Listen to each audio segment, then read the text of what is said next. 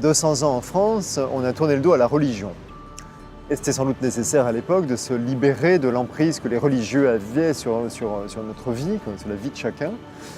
Mais en se libérant de la religion, on s'est coupé de la spiritualité. Et c'est sans doute dommage, parce que je pense qu'une vie gagne à être vécue à un niveau autre que seulement matériel. Quand on a une vision seulement matérielle, matérialiste de la vie, ça conduit soit à chercher la réussite à tout prix, soit à chercher des plaisirs sensoriels, enfin avoir une vie axée sur la consommation, la recherche de plaisirs sensoriels.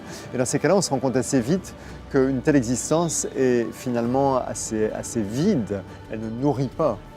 Et donc on a tous besoin de spiritualité.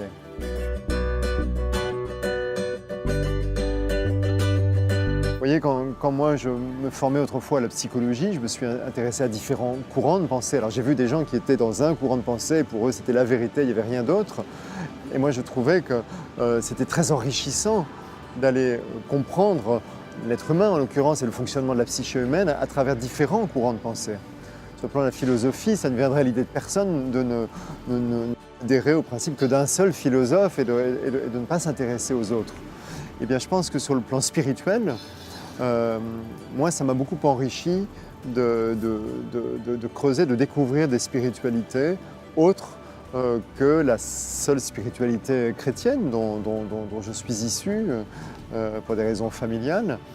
Et je pense, vous savez, en Inde, il est écrit dans les Védas, ces textes sacrés, il est écrit « La vérité est une, mais nombreux sont les noms que lui donnent les sages ».